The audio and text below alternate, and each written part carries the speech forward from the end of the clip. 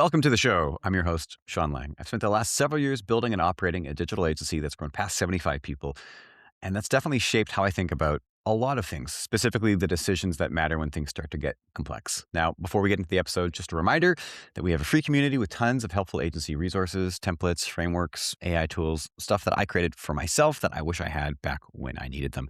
You can get that over for free at agencyuplift.co/group. You should join. I'm biased, but you should join. It's free. It should help. Anyway, on to the show.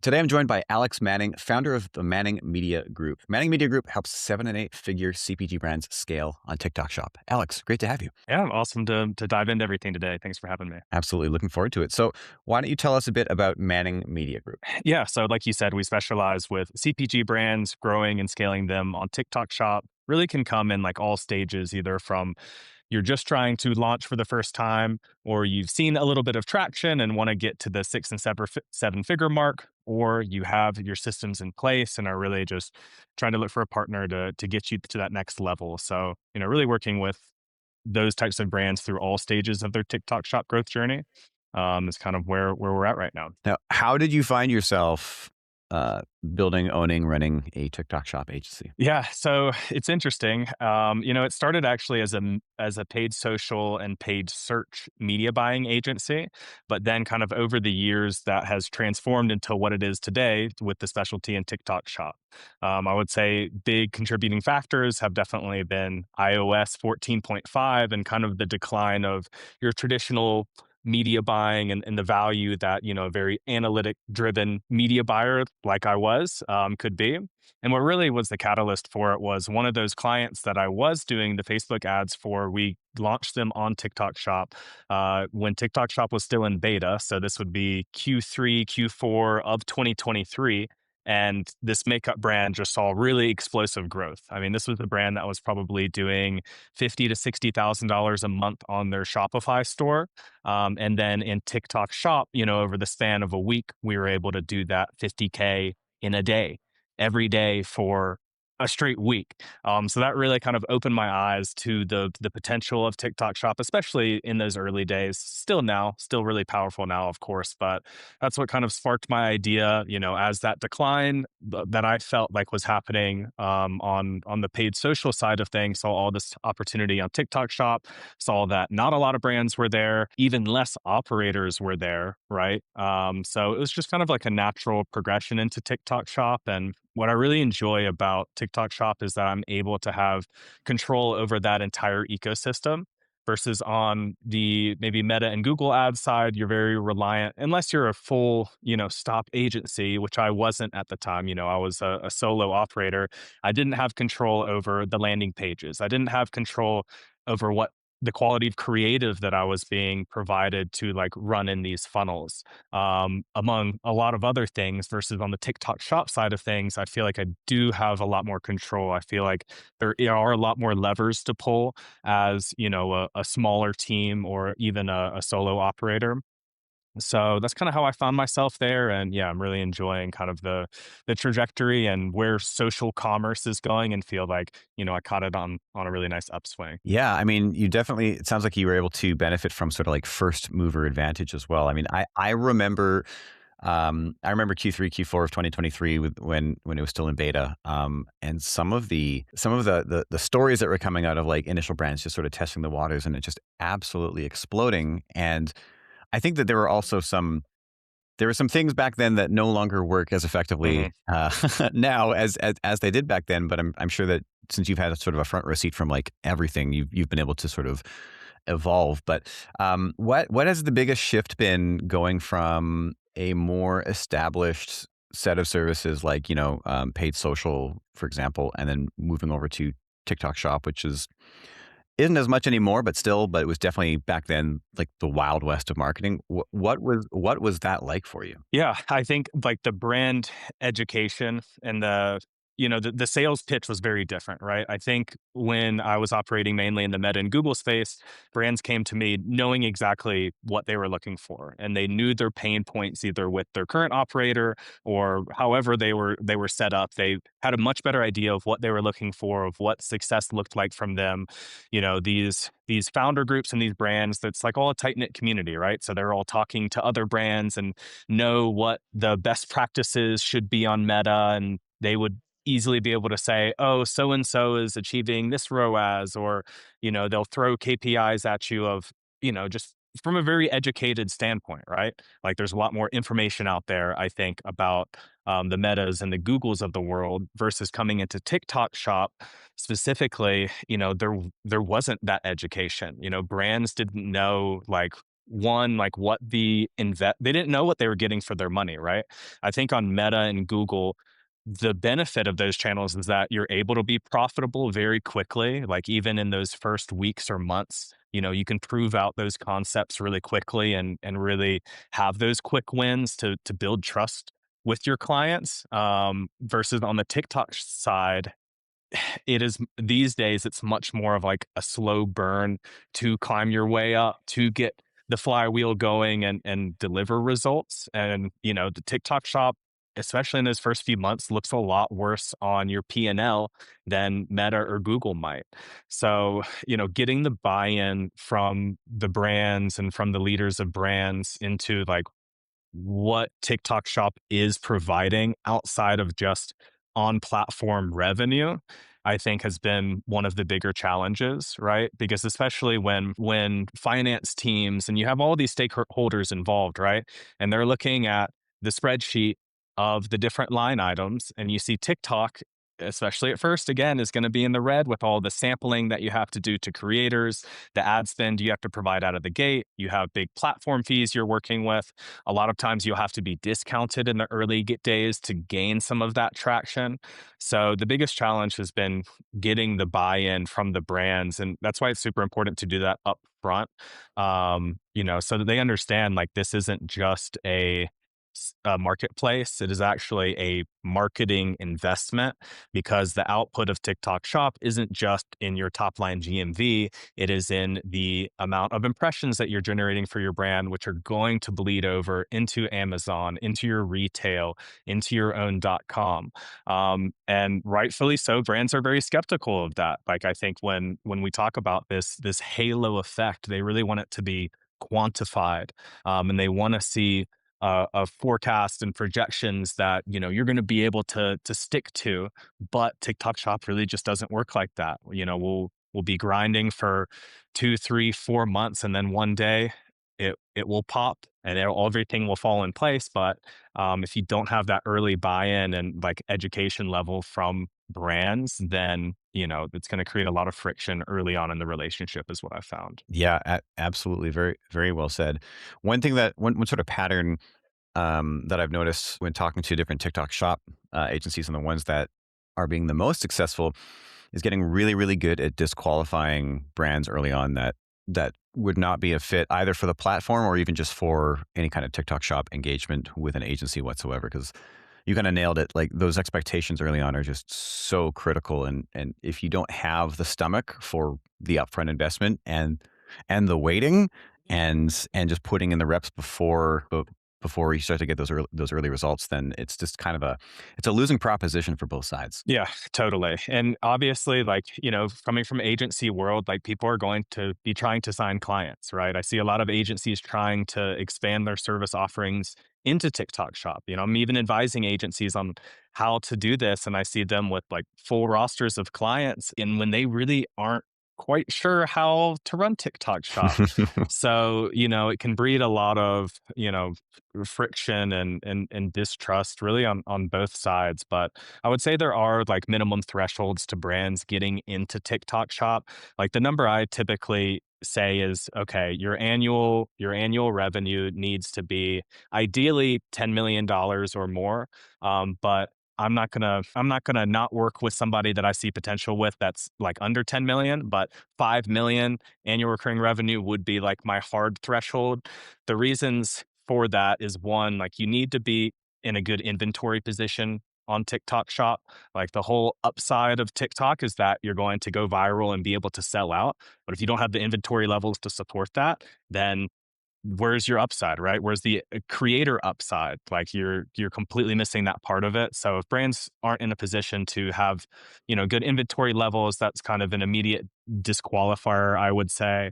I think brands also need to have strong internal teams that can support any external partners that you're bringing on for TikTok Shop, because TikTok Shop branches into every piece of your business.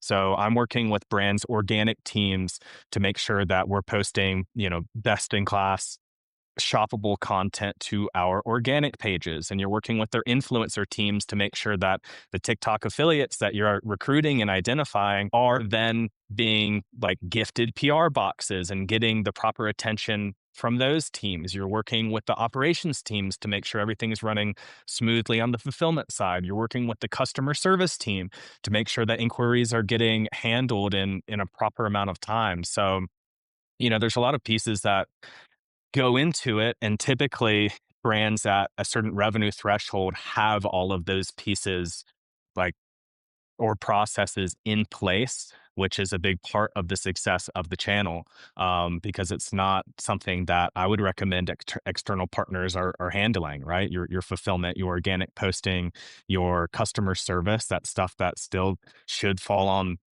the brand, in my opinion. So, those things need to be in place, if you want to really put your best foot forward on the channel. Yeah, makes a lot of sense.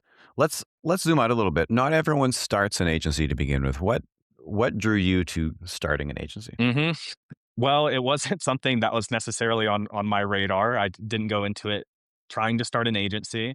I had a really great mentor, Bridget Orton. If you need any Meta Google ads, to shout out to Bridget, she's the best. But she trained me and really just had me under her wing for a couple of years at her paid media agency. But then referencing back to this iOS 14.5 update in 2021, when everyone saw their Meta CACs pretty much double Hmm. overnight, basically, she kind of saw the writing on the wall of, the our core service offerings. And I think she said, she's just kind of saw the future in a way and said, this isn't gonna be it. So at that point, this is late 20 yeah, late 2021, and she just told me one day, like a random check-in call as usual, said, "Hey, I've let all our clients know that, I've put in our notice basically. We're gonna wind down the agency at the end of the year."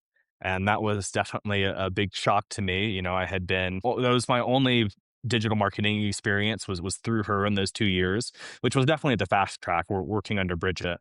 But it left me in this place where I didn't quite know what the logical next step was. But then all of the clients that we had been servicing over the course of those 2 years immediately looked to me and said, "Well, Alex, you've been doing the thing that we need done. Like, can you just continue doing that in, a contractor capacity? And since the agency is closing down, we still want to work with you." So I was really, really fortunate and very lucky, to start my agency with a fully loaded client roster, basically with some really strong brands. It didn't. The roster that I started the year with looked dramatically different than the roster I ended the year with, but I'm not sure that I would have, just chosen to try to create an agency and be out like pitching business from the very beginning. I was lucky to kind of have that full roster, have some breathing room, so to speak, while I kind of figured things out and figured out what my lane was going to be. That's amazing. Like what a gift. What a great way to start. Makes me very, very curious though. If you can remember, what was it like going from simply managing the clients to now actually like being the agency and managing the clients? It wasn't a huge shift, to be honest. I mean, of course, there's a lot of additional admin related work, right? Like you're invoicing any contracts you want to get set up. But I was already client facing in my previous role, so I already had the relationships built, and I was executing on the work.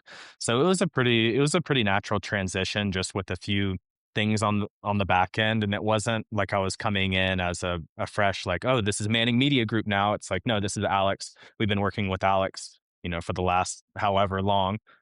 So it was a pretty smooth transition, at least in my mind. Yeah. No, great to hear. Usually when I talk to folks on this podcast, they can usually kind of remember the rough time where they actually started to feel like it was an agency. Do you recall that moment when it didn't just feel like Alex, but it actually felt like an agency? Well, I think, something I've never looked to do is like expand rapidly and go and grab all of the clients that I could and then have to hire to fulfill delivery.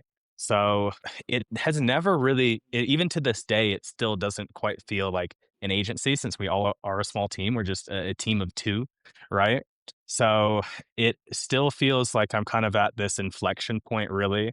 And maybe, next time I'm on this podcast, I'll have a better answer to that question because I do see, some of that growth in my future of hiring, of signing on more clients and expanding. But like at this point in time, I still feel like, you know, I'm I am the delivery, I am the salesperson, I am the client manager. So, I have my Manning Media logo and, my experience, but it still very much feels like me, Alex here. I honestly, I appreciate the really sort of transparent answer there, and that makes a ton of sense.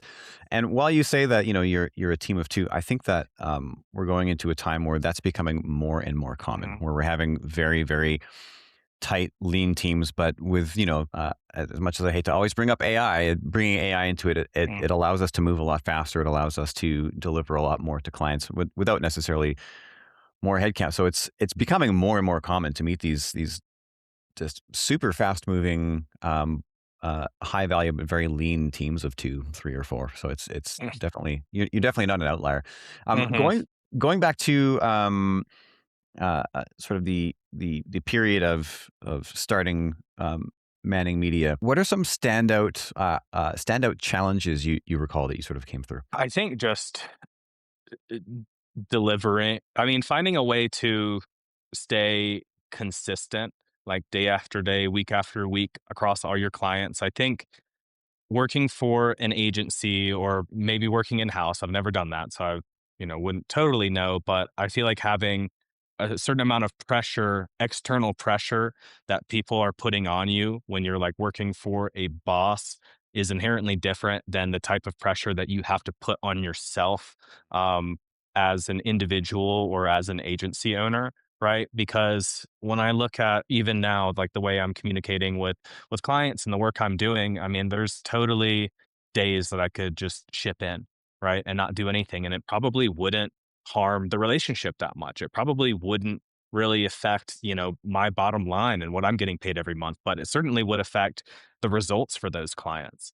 So I think, staying disciplined and motivated is like one of the most important things as more of like a smaller, leaner agency or like a solo person because it can be frustrating. Like a lot of times the work that you're putting in isn't leading to like tangible results on, your week over week revenue. It's like you can put in 10 hours for a client one week and zero the next, and the revenue stays static. So, it definitely can get you questioning, what is the value of my time? Where should I be putting my time? So that's something that, we've had to figure out and really think about.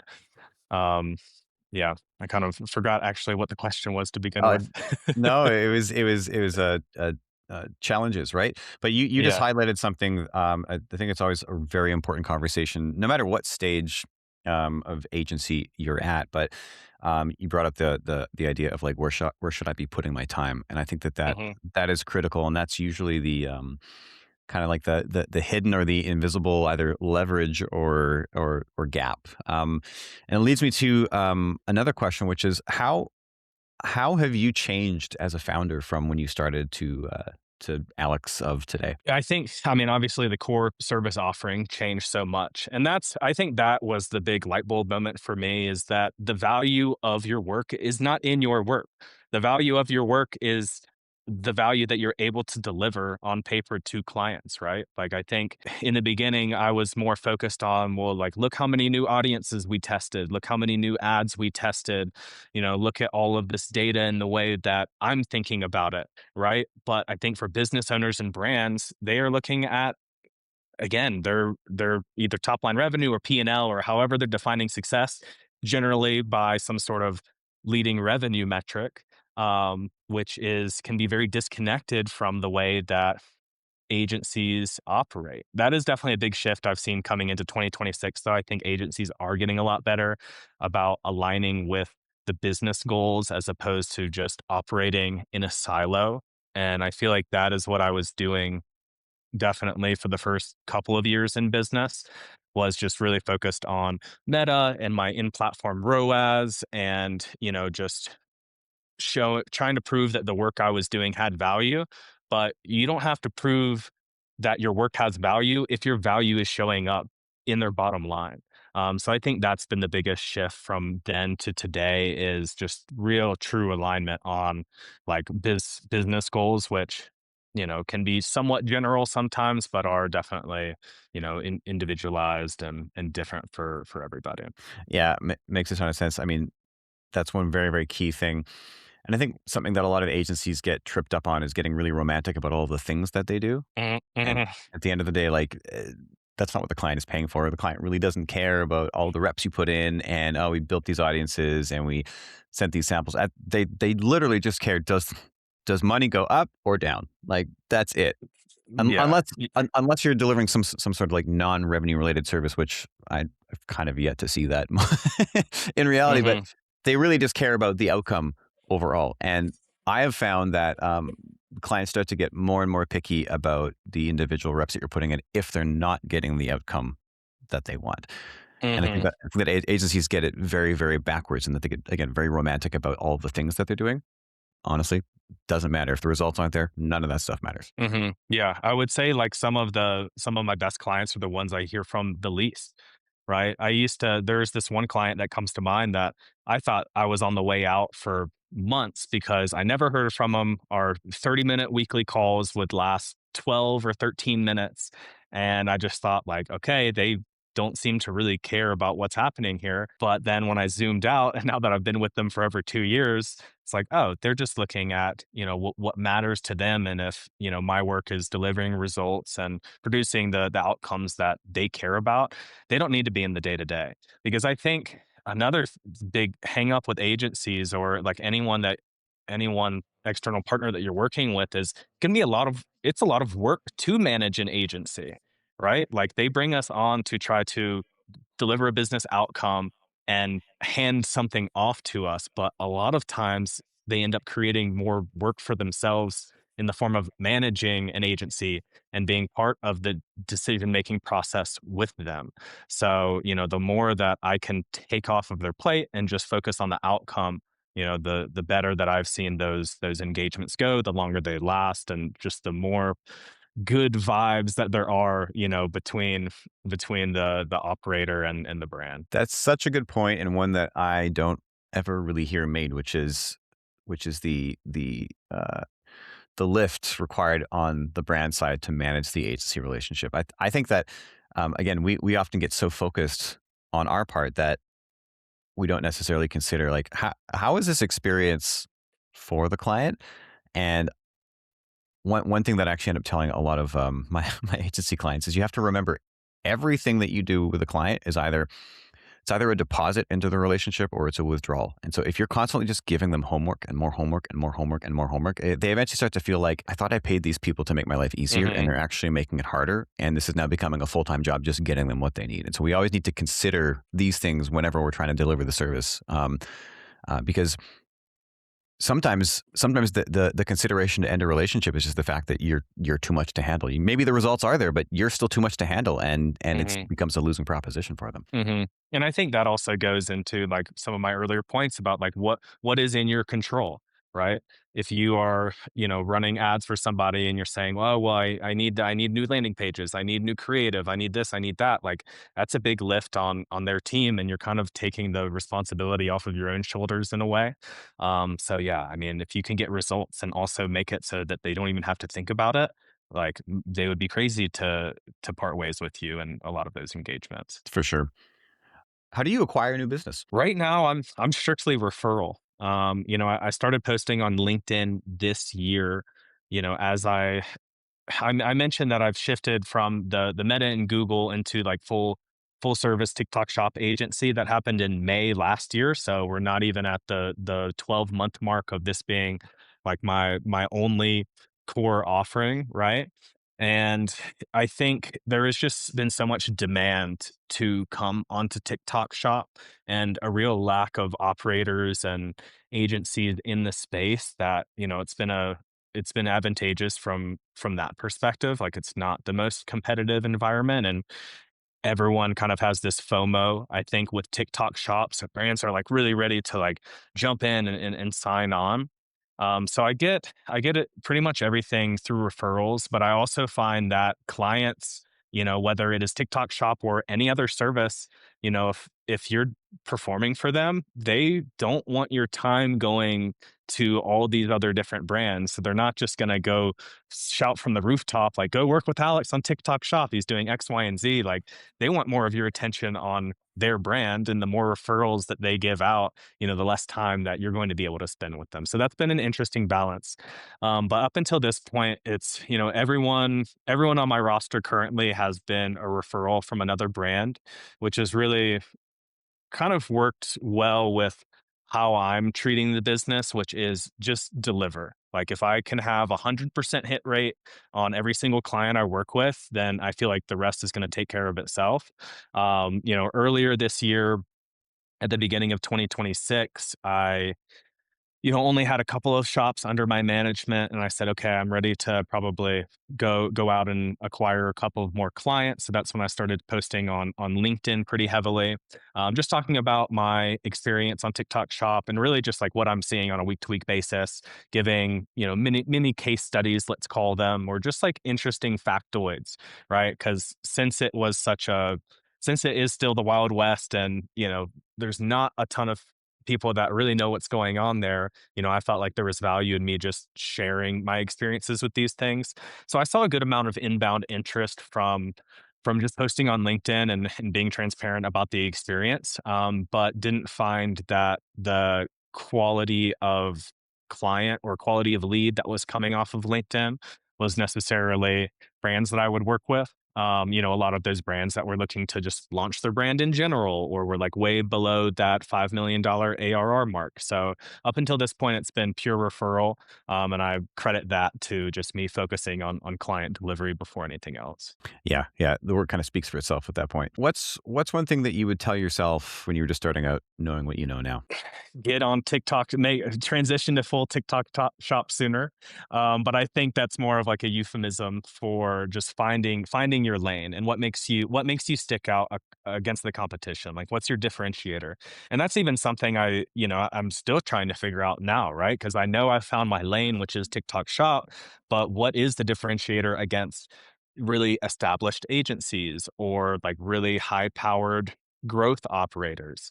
So I think finding really what makes you different to all of those competitors is finding that sooner rather than later is important. Like an example for meta ads is like, okay, are you super good at creative? Like how much creative strategy can you bake into the media buying that you're doing? Or on the flip side, are you super analytical? Can you like build dashboards and provide value on the analytical side that helps these brands make better business decisions, right? I think you have to have some sort of like special sauce, on top of whatever your core offering is to stand out from competition. For me right now on TikTok Shop, the way that I stand out against other agencies is that you're working with me, right? I have my hands across all of these different facets and teams that I just talked about, right? Like I'm the one connecting your ops team to your social team, to your influencer team, to your CS team, to your ecom team, right? And if I'm kind of at the center of all that, I'm able to see the big picture and have a much better connectivity between everybody, and I'm the one, executing 90% of the work, right? So I think when you have one person at the center of it and executing, you're just going to naturally see a higher quality output versus if you have like an agency that's maybe structured, they have an affiliate manager and they have an ops manager and they have these people work on the product listings and these people do the ads, right? That starts to get a little bit disconnected, and like, are they all talking to each other and are they all talking to the internal team, right? So my differentiator has been being at the center and being like the point guard, so to speak. So yeah, I would say find that differentiator quickly, and it doesn't have to be set in stone from the beginning. I mean, this is definitely something that you can kind of test and figure out for yourself. Go chat with Claude or Chat GPT about what that might be for you. But I think something to stand out or what makes you different is super important because I get asked that in all my sales calls, and it wasn't until I started getting those questions that it made me sit down and think about like, okay, yeah, why am I any different from their current agency? So Yeah, it's always a good thing to sit down and think about, and I've heard it laid out before, that often positioning can be distilled down into not necessarily like none of us are doing anything purely completely unique because it's on a platform and that platform has rules and we all have to play within those rules. However, what makes us unique is our unique combination of things that we bring to the table. So it could be on that platform, but then it could also be something to do with the experience that we bring or the companies that we worked for in the past, or maybe some specific skill that isn't quite related to what we do that's adjacent that affects what we do. That kind of that unique combination of ununique things. When you put that together, you can actually come up with some fairly interesting ways to sort of position yourself so that you're not just like another me too agency, more or less. mhm, exactly. Well, Alex, it's been fantastic having you on and learning more about you and Manning Media. Where can our listeners find out more about you and Manning Media? Yeah, come find me on LinkedIn, Alex Manning, Manning Media Group. I'm still a somewhat frequent poster on there, but yeah, that's where you can kind of connect and see some of the brands that I've worked with and some of the results that we've been able to get. Awesome. Thanks. Awesome. Thank you, Sean.